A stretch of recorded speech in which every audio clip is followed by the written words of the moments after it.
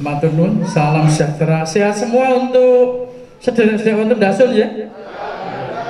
Ini ya Allah, mohon maaf ini saya jadi untul sendiri nih Pak Kadinas, Pak Camat, Mbah Putu ini untul, ini arep ngomong apa nak untul nih. Ini senior saya juga walaupun dulu masuknya bersama dengan saya. Cuma nasibnya berbeda, saya harus tetap jadi untul. Bojone kepala dinas lah iki dadi repot kabeh lah. Iki arep ngomong apa itu. Jadi saya ini wis entek kabeh kopike. Dilalah kostumnya yo mengundulkan betul. Nak nganggo ireng bisa entuk nggon aku lah ini waduh. Terus yang dibahas iki ngualapi kabeh. Iya, ngomong Madiang. Ngomong Madiang ini ngomong bab purba. Ini nak ora hati-hati kepleset kualat. Ini kan ngomong Bandeng Mrico. Kalau ngomong potensi desa, potensi ekonomi, potensi wisata masih. Tapi ini harus ngomong Bandeng Mrico. Ini bab berburu dan meramu. Ilmu-ilmu ketuan ini. Terus Umanopo. Terus beliaunya guru saya secara virtual, meskipun belum pernah satu kampus itu. Tetapi sejak saya mengenal gerakan, kami belajar secara virtual dari Mas Dudu. Sekali lagi, tadi sudah ada kritik dari Pak Putu, memang ada persoalan-persoalan besar, ada masalah-masalah besar di tempat-tempat yang kecil. Kalau kita bicara soal metodologi, termasuk salah satunya tadi, ini jadi persoalan besar karena di situ orang belum mengenal plastik. Idealnya begitu. Jadi makanya bambu menjadi persoalan penting. Ini eksistensi bambu sebetulnya, bukan hanya sekedar eksistensi ini tadi kepis. Saya sering belajar soal iwak mlebu. Ini belajar tentang hidup. Iwak mlebu. Nah, kalau ada yang besar lagi, yang itu untuk kali itu namanya apa Pak? Segitiga terus dipikul. Napa? Jamprok. Nah, ini jamprok, bubu. Ada banyak lagi ini. Kebetulan saya tadi pagi ini sudah nyanyi Indonesia Raya juga. Ini ngerembok soal prank bambu. Filosofi bambu itu luar biasa. Ini saya menandaskan pentingnya masalah-masalah besar di tempat-tempat yang kecil. Si Moturun ini baru mau merangkak, ini kita latih kadernya untuk membuat apapun dari bambu. Ini karena bambu itu yang paling penolong. Saya sering mengingatkan teman-teman muda yang baru menikah dan semangat untuk menata ekonominya, itu njaluk tulunga karo prek. Apa entot aja kesusu dolanan tembok. Dia baru semangat, mungkin modalnya anjenengan tahu sendiri pas-pasan. Dia tetap nekat hubungan dengan tembok. Nah, lu kok orang ndembok isi-isi kenapa, Mas?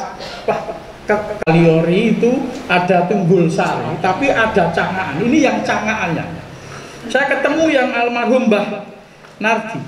Saya waktu itu tanya, Mbah, kok nopo niku kulkas terus meja kursi kok ditaruh wonten Jawi niku wonten napa? Jawabannya Mbah Nardi itu singkat. Yo saiki lagi rekoso neng ndek ben tau sugih. Ada keyakinan mendalam seperti itu. Jadi karena situasi baratan, dia harus menjual apa yang dia punya. Ini live, live. Terus nak nyarak sama live yang saya bicara tadi. Nyarak sama live itu tidak ada di ekonomi modern. Itu karena untuk yang dihitung ini bukan soal untung rugi, tapi keyakinan mendalam. Tapi nak jenengan bablasnya memang ya ora ono sing nanduri wae nang segoro itu. Jadi ukuran BEP itu tidak ketemu. Itu terus yang waktu itu saya belajar juga loh. Kok ono ban-ban digereti di ini tidak googling ya, saya tidak membenarkan cara ini. Tapi ketika saya masuk ke Sruge itu di Bonang itu masih ada belara kelapa dibawa ke laut. Ini maksud saya Mas Iksan, saya tidak menulis soal rumpon ini ya, karena ini kekuatan besar dalam pemahaman kita sekarang ini. Harus ngomong soal googling, harus ngomong soal ramah anak, harus ngomong soal saya kira difabel, harus ada banyak culture yang harus, budaya lembut yang harus kita dorong, dan ini masuk menjadi kebudayaan desa. Jadi waktu itu masih banyak, tahun 2000-an masih saya menjumpai dari arah Pamotan Sedan itu dibawa ke Lasem, juga sebagian dari Pati dibawa ke sini, ke Bonang sama ke itu. Selanjutnya menurut saya yang juga sangat penting untuk kita diskusikan, di samping soal apa yang menjadi ambisi dari Mas Angga, ini betul-betul riset ambisius. Saya pernah diskusi, saya sampaikan ke Pak Jarwo, saya pernah diskusi dengan teman saya jadi rektor di STPMD waktu, kenapa sampai hari ini kita tidak ada yang fokus soal misalnya Sepande. Akhirnya ada tragedi kemarin, cangkul didatangkan dari Cina, diimpor dari Cina, kan tidak ada yang fokus soal ekonomi desa. Titik-titik itu lempungan, di situ basis keramik, pembuatan macam-macam itu. Terus ada sendang, ada banyak ya titik-titik di desa itu. Kalau kita lihat di desa agraris ini tentu berbeda dengan yang kemudian dijelaskan secara rinci oleh Mas Angga. Jadi saya kaget memang melihat, membaca buku ini yang sebetulnya kita coba hidupkan untuk mengisi konten. Jadi menu desa itu. Ini penting sekali untuk, dan ternyata oleh Mas Angga, dan yang saya lebih terunyuh lagi, Mas Angga memulainya dengan peto. Ini peto selaki rabi ya, ini tidak ada arsitektur Jawanya kurang. Nak wetone Rebo Kliwon iki omahe kudu madhep nyetan misalnya. Nak ketemune 17 iki omahe kudu ndelok gunung aja ndelok segara. Itu. Jadi ini petonya yang belum, tapi saya luar biasa mengapresiasi karena nih head organisasi WHO kemarin itu dengan stuntingnya kampanye 1000 hari HPK, hari kelahiran. Ini teknologi ini kalah dengan yang ditulis Mas Angga tadi. Lah iseh telung sasi 1 bulan kehamilan harus dibancai. Kalau di Sulawesi, Kalimantan rame itu bancaannya, mangan sing bergizi dan buah sing larang-larang. Terus nanti kalau 3 bulan, apalagi bancaannya 7 bulan mitoni, sampai anak berusia nganggo itu. Nah, World Bank ini hanya World Bank? Organisasi Kesehatan Dunia hanya mengandalkan 1000 hari. Tapi kita tidak hanya menghitung kuantiti atau numerik atau tanggalan, tetapi masyarakat Jawa kita ini memaknainya luar biasa dengan laku. Ini tidak bisa. Semua orang sudah pernah menjadi orang tua, saya kira punya pengalaman spiritual yang berbeda, dan saya kira kalau ngomong soal laku jontro dan anak ini betul-betul persoalan spiritual yang tidak bisa dianggap main-main, dan itu betul-betul terjadi di dalam dunia nyata. Ini ditulis, makanya saya ketika ngomong mainan misalnya, kebetulan kakak saya ini disertasinya ini soal mainan tradisional dari UGM, karena basis mainan di Jogja itu basisnya agraris, maka yang paling kuat di sana adalah dakon. Nah, kalau di sini tadi basisnya tentu biaya soal untuk iwak berbeda. Jadi filosofi dakon itu ternyata itu mulai mau persiapan nanam itu labuan sampai dia harus nandur, terus itu ada di dalam filosofi dakon itu. Terus nanti nawis panen dileboknya di lumbung glodrak yang paling gede di tepi.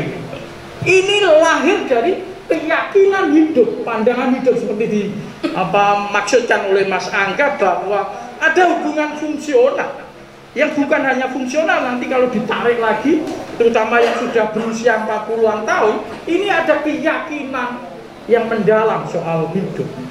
Ini kalau orang Jawa nak wis wayahe golek kayu gong sesuai angin. Ini menjadi bukan sesuatu hal yang biasa sebetulnya, tetapi tadi masuk petung macam-macam menjadi berfungsi. Terus yang selanjutnya ini apa? Soal opini tadi sudah ditekankan oleh Mas Putu bahwa teknologisasi menjadi sesuatu hal yang tidak terhindarkan. Apalagi kalau kita mencoba melibatkan antara kearifan lokal dengan ekonomi global. Ini kehadiran teknologi menjadi penting. Karena itu, meskipun bandeng mrico ini mungkin makanan, bisa kita katakan mungkin purba, saya tidak tahu ini lahir di tahun berapa. Apakah sejak kedatangan Portugis dikenal di sini, atau ini sejak Belanda atau Raffles, atau kapan mrico ini? Tetapi ini persoalan yang sekali lagi yang terkait dengan aktivitas kita hari ini adalah bagaimana mrico bisa bersaing, bandeng mrico bisa bersaing secara nasional, lokal, apalagi global. Ini kehadiran teknologi menjadi persoalan penting. Kalau kita belajar transformasi gudeg, ya, ini karena Pak Jarwo ini kepemimpinannya transformasional, istilahnya transformasional leadership, ya. Beliaunya ini lagi gawe gedung pertemuan ini ya 5 tahun orang barbar. Ini ciri transformasi. Karena beliau menginginkan goalnya yang itu tadi, yang diideal citakan masyarakat. Bukan soal bathi tahun ini. Goalnya ben entuk nggon sing ngombo, sing layak dhuwur, ini tidak mungkin hanya satu anggaran karena didung-dung. Ini transformasional, kepemimpinan transformatif ini harus bisa mendorong paling tidak bandeng mrico piye nak iso nglayani dulur sing ning Australia sing kangen. Ini perlu teknologisasi. LIPI juga bisa diajak, saya kira sangat welcome untuk bagaimana mendesain bandeng mrico bisa masuk kaleng. Ini meskipun tadi sebagai orang yang kalau istilahnya Mas Pop itu fanatik terhadap tadi pusaka, soal tinggalan warisan, mungkin saya tidak setuju kalau itu dikalengkan itu. Tetapi kalau ini soal bagaimana sustainability program, dan salah satunya adalah bagaimana kompetisi bandeng mrico kuat, saya kira memang persoalan-persoalan ke depan seperti packing ini menjadi persoalan penting. Jadi lompatannya tajam. Kalau kita belajar gudeg itu, dulu saya waktu kecil di Jogja itu, Pak D saya, mbah saya termasuk ideologis soal gudeg. Gudeg itu kalau tidak pakai kayu jati sing mongah-mongah, beliau ndak kerso dahar. Pentoli tolo itu nak dipilah sing wapi-wapi juga. Akhirnya saya itu nak pas wayahe mau dahar itu saya harus nunggoni itu di ngarep pawon itu supaya kumanan gudeg sing niku wae. Sing ning gone jati sing mongah-mongah. Sekarang gudeg bisa diakses dimanapun, termasuk jenengan di sini bisa membeli gudeg tanpa harus mahal, tanpa harus datang ke Jogja. Nah, yang terakhir juga bakmi Jawa Jogja ini legendaris. Malah sudah di packing pakai mie yang pabrikan itu. Tapi cita rasanya persis bakmi Jawa olahan langsung di Jogja. Ini persoalan tantangan ke depan yang nanti kita, supaya kita ketemu terhadap kepentingan-kepentingan sustainability program. Ini saya kira hal yang penting untuk ditekankan. Sekali lagi ini karena bakso Bandeng sudah banyak, ya, ceripik Bandeng sudah banyak, tapi bakso Bandeng mrico mungkin belum. Terus keripik Bandeng mrico mungkin belum. Saya nggak tahu ngomong diferensiasi, ya, pembedanya itu seperti apa supaya nanti tidak tugrukan di hak paten. Itu positioningnya seperti apa supaya jenengan tidak diinjak oleh yang sudah kuat itu. Dan ini brandingnya piye carane bujuk pasar supaya jenengan bisa menjadi bagian mereka secara halus, sehingga jangan tidak tingkat seperti apa. Ini problem manajemen. Ya. Terus saya tutup, ya. Sekali lagi kebudayaan itu ukurannya abad. Ini saya tidak tahu bagaimana kita bisa melakukan pemajuan kebudayaan secara cepat, karena kalau instan tadi Mas Putu sudah wanti-wanti, nah instan ini bahaya ya. Ini padahal kebudayaan ini manggone memang rada medeni. Kebudayaan dan seni itu di atas ilmu pengetahuan, di bawah agama. Nah ini kudu hati-hati memang. Karena itu kalau seni itu keindahan, estetik, kalau kebudayaan itu rasa, cipta rasa dan karsa. Nanti saya kualat sama Mbak Putu kalau ngomong ini terlalu banyak. Saya kira itu beberapa hal. Sekali lagi mohon maaf apabila ada kekurangan, dan selamat untuk Mas Angga. Ini saya lagi delok pertama kaget ini. Loh, lah kok semene, lah kok rapet kabeh waktu dikirim sama Pak Guru lho. Kabeh kok wis ritus hidup ini, mata pencaharian, terus dolanan anak, masakan pawon, semua sudah ada. Garam apa? Mungkin besok bisa fokus ke garam atau yang lain. Garam banyak yang menunggu saya kira untuk perspektif pemajuan kebudayaan. Ngaten saking kawula mbok bilih wonten kelepatan nyuwun ageng pangesami. Wassalamualaikum warahmatullahi wabarakatuh.